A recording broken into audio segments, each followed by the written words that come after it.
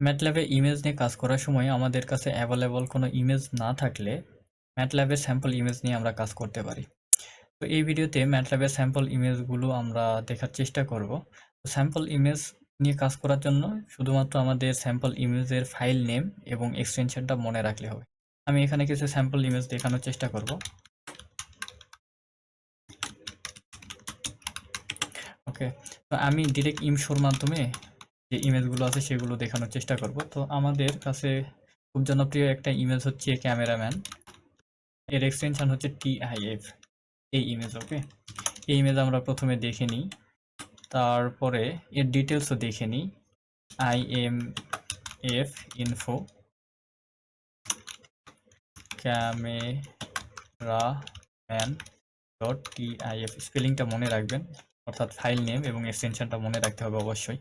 আমি এই কোড যদি রান করি তাহলে আমরা ক্যামেরাম্যান যে ইমেজটা রয়েছে সেই ইমেজটা দেখতে পাবো। এই যে এই আমাদের ইমেজ, এটা স্যাম্পল ইমেজ, ম্যাটল্যাবে অ্যাভেলেবল।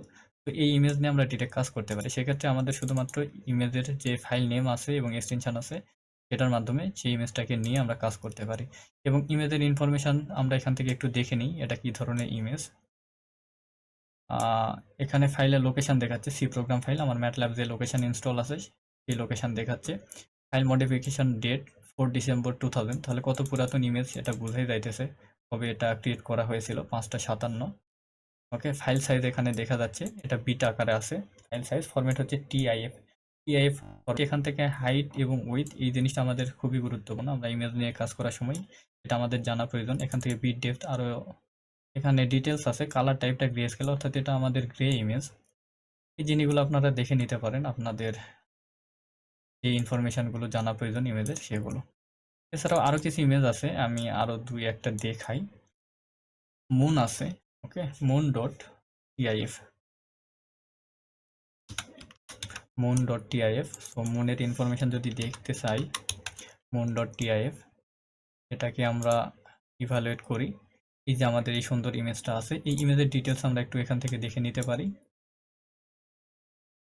ইমেজের লোকেশন, এটা 2015 সালে এটা ক্যাপচার করা হয়েছে, টাইম এখানে দেখাচ্ছে। ফাইল সাইজ, ফাইলের সাইজ কত আছে, ফরম্যাট টিআইএফ, এর ওয়াইড হচ্ছে 358 এবং হাইট হচ্ছে 537, বিট ডেপথ আছে, এটা হচ্ছে গ্রে স্কেল ইমেজ। ওকে, আরও এখান থেকে ডিটেলস দেখে নিতে পারেন, সমস্যা নেই, আমি আর ডিটেলসে যাচ্ছি না। আমি আরও একটা দেখাই, আমাদের কিছু পিএনজি ইমেজ আছে।